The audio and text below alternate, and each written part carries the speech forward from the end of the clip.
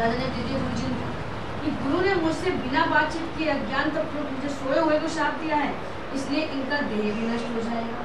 गुरु जी का भी इस प्रकार शाप देकर राजा ने शरीर छोड़ दिया। अब श्रीमद् भागवत में श्री सुखदेव ने कहा है कि निमि की दृष्टि में गुरु वशिष्ठ जी का शाप धर्म के प्रतिकूल था, अनुकूल नहीं था। निमि की दृष्टि में जो गुरु जी ने शाप दिया है वो धर्म के प्रतिकूल था, इसलिए उन्होंने भी शाप दिया कि आपने लोग बस अपने धर्म का आदर नहीं किया, इसलिए आपका भी शरीर पात हो जाए। इसलिए राजा ने भी दे दिया गुरु जी को। महर्षि गौतम ने निमि के शरीर को तेल आदि में रखकर उसे यज्ञ की समाप्ति तक सुरक्षित रखा। जब तक यज्ञ ना हुआ जब तक उसको सुरक्षित रखा। यज्ञ की समाप्ति पर जब देवता लोग अपना भाग ग्रहण करने के आए तब ऋतुजी ने कहा कि यजमान को वर दीजिए। देवताओं ने पूछा क्या वर चाहते हो? निमि ने सूक्ष्म शरीर के द्वारा कहा कि देह दान करने पर उससे वियोग होने में बहुत दुख होता है। देह दान करने पर शरीर आ जाए और फिर शरीर को त्यागें, मरे जब छोड़े तो बहुत कष्ट हो गए, इसलिए मैं देह नहीं चाहता, मुझे शरीर नहीं चाहिए। समस्त प्राणियों के लोचनों में हमारा निवास हो, नेत्रों में पलक झपकने या अपनी में खेमे, एक पलक झपकी निमि में तो पलकों में निवास हो हमारा। देवताओं ने यही वर दिया, तभी से लोगों की पलकी गिरने लगी। पलक गिरने अभी गिरने अब नहीं बोले पलक हाँ झपके ना झपके।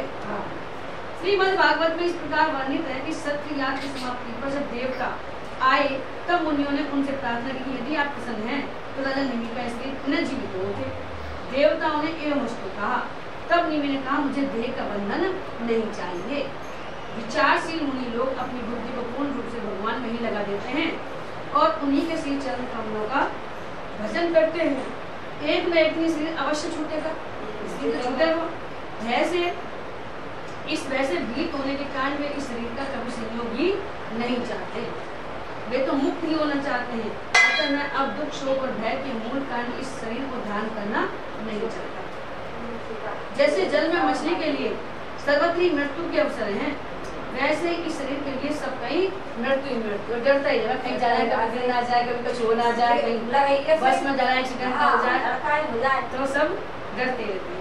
देवताओं ने आशीर्वाद दिया कि राजा निमि बिना शरीर के ही प्राणियों के नेत्रों पर अपनी इच्छा के अनुसार निवास करेंगे और वे वहां रहकर सूक्ष्म शरीर से भगवान का चिंतन करते रहे।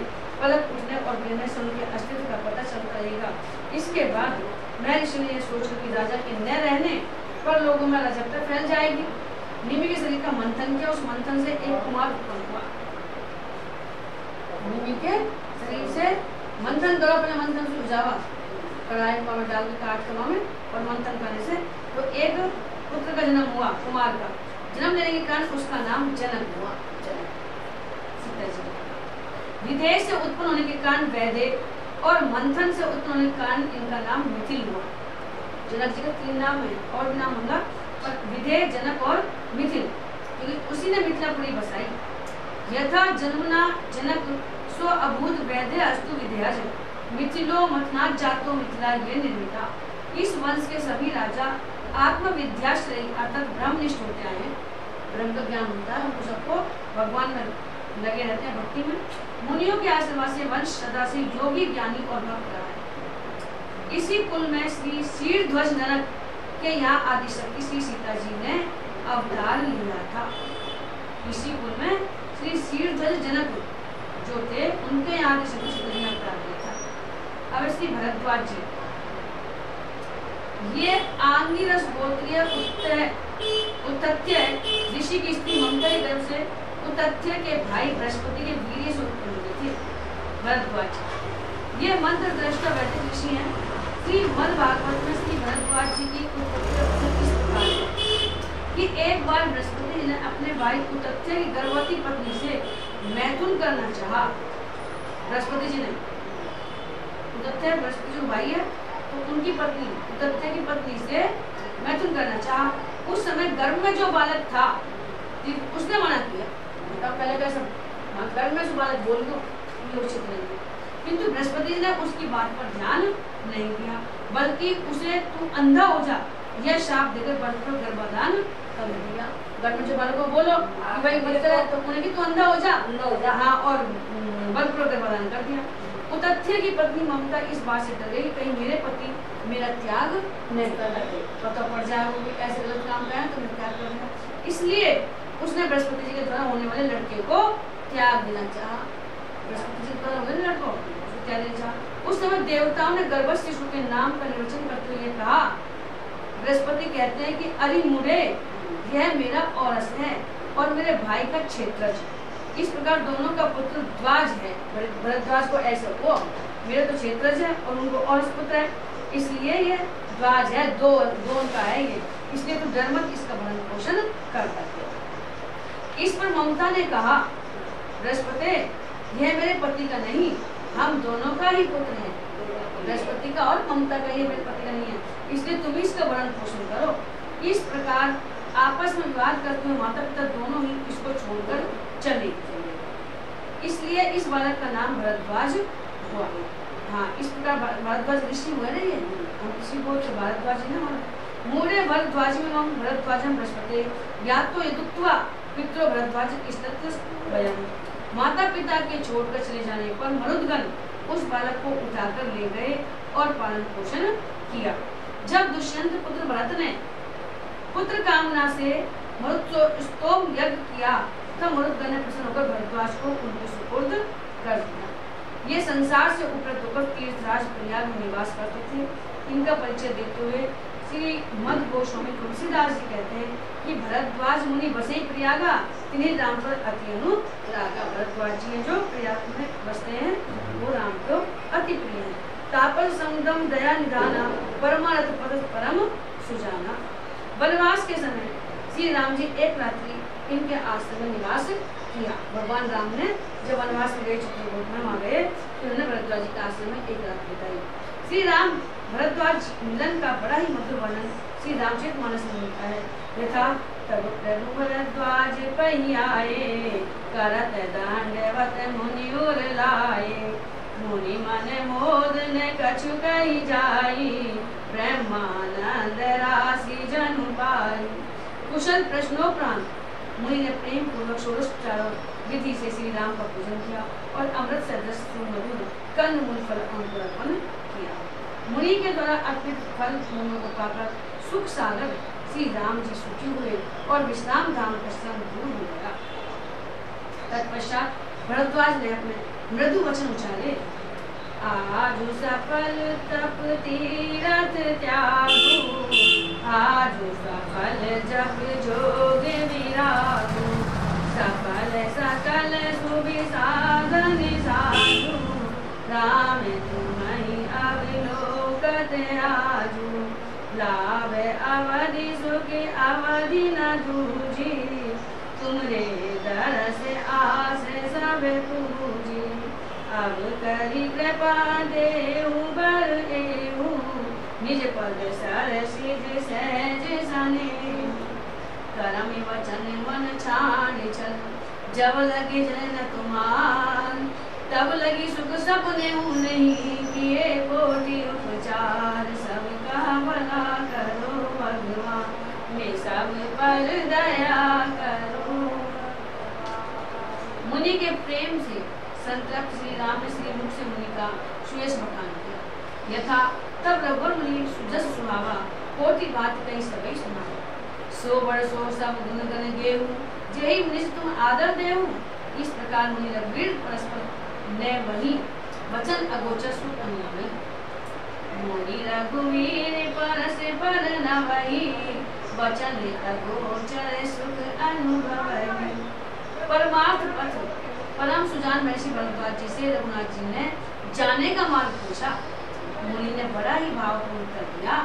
मुनि मन वियसि राम सन कहि, सुगम सकल मग तुम कहि। भगवान राम ने मुझे रास्ता दिखाओ। मुनि घर में का रास्ता दिखाऊं तुम्हें कुछ हो। आंतरिक भाव यह है आपके लिए कर्म मार्ग, ज्ञान मार्ग, उपासना मार्ग, प्रेम मार्ग सभी सुगम है। आप किसी से भी चलकर भक्त के पास पहुंचने में समर्थ हैं, यानी कोई सा भी मार्ग से आप जा सकते हैं। प्रेम मार्ग, उपासना मार्ग। मुनि ने अपने 4 शिष्यों को मार्गदर्शन के लिए भेजा। श्री राम जी की तरह श्री भरतलाल जी भी चित्रकूट गमन के समय एक रात्रि मुनि के आश्रम में गए थे। श्री भरत तत्व को श्री भरद्वाज जी ने पहचाना। यथा तुम तो व्रत मोर मत एहु धरे देह जनु राम संयोग, तो राम को प्रेम के लिए ही इस धारण किया। श्री भरतलाल जी का सुजस वर्णन करते हुए मुनि की वाणी आघाती नहीं थी और अंत में तो यहाँ तक कह डाला कि सुनाऊ भरत हमें झूठ न कही, उदासीन तापस बन रही, सब साधन करे सुपरि सुहावा, लखन राम सिय दर्शन पावा, यही फल कर फल तरस तुम्हारा, सहित त्याग सुभाग्य हमारा। यह कहते कहते मुनि को समाधि लग गई। जैसे भरत धन्य तुम जस जस जय हो, भरत धन्य तुम जस जग जय हो, कई अस प्रेम मगन मुनि भय हो। तत्पश्चात मुनि ने अपने तपोबल से विधि विस्मयदायक विभव के द्वारा सहसमाज श्री भरत जी का आतिथ्य सत्कार किया। यथा विधि विस्मयदायक विभव मुनिवर तपोबल कीन, मुनि प्रभाव जो भरत विलोका, तब लघु लगे लोकपति लोका। वनवास की 14 वर्ष की अवधि बिताकर लंका विजय में पुष्पक विमान से लौटते समय श्री राम महर्षि भरद्वाज जी से मिलने का लोभ समरण न कर सके। यथा तब प्रभु भरद्वाज पई गए हूँ, नाना विधि मुनि पूजा की, अतिथि करी अपनी आशीष गए आशीष दी। श्री भरद्वाज जी वाल्मीकि जी के शिष्य हैं। भरद्वाज जो वाल्मीकि जी के शिष्य हैं। 11,000 वर्षों तक भगवान सूर्य से वेद पढ़े हैं, 11,000 वर्षों तक, और वेद सूर्य भगवान से, और वेद मंत्रों के दृष्टा हैं, स्मृतिकार हैं, त्रिकालज्ञ सर्वज्ञ हैं, तो भी निरंतर ब्रह्म तत्व संबंधी जिज्ञासा और उसके समाधान में लगे। 11,000 वर्ष तक इन्हें तपस्या भी है ब्रह्म तत्व में और जानने की इच्छा में कि भगवान ये बताओ जानो। भगवत कथा श्रवण के बड़े रसिक हैं, जहाँ भगवत कथा होती है वहाँ सुनते रहते हैं। एक बार का प्रसंग श्रीमद् गोस्वामी तुलसीदास जी वर्णन करते हैं कि एक बार बड़ी मकर नहाए, सब मुनि से आश्रम सिधाए, जागे बलिक मुनि परम विवेकी, भरद्वाज राखे पद टेकी, सादर चरण सरोज पगारे, अति पुनीत आसन बैठारे, करी पूजा मुनि सुजस बखानी, बोले अति पुनीत मृदुवानी, नाथ एक संशय बड़ मोरे, करगत वेद तत्व सब तोरे, कहत सुमोई लागत भय लाजा, जो न कहूँ बड़ होई अकाजा, संत कहीं असी रीति प्रभु श्रुति पुराण होई न विमल विवेक गुरुजन किए दुराव, सबका भला करो भगवान,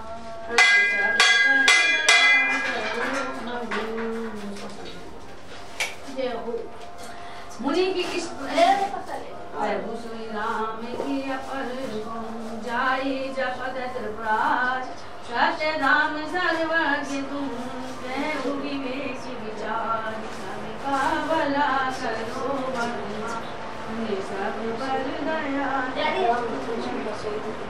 मुनि की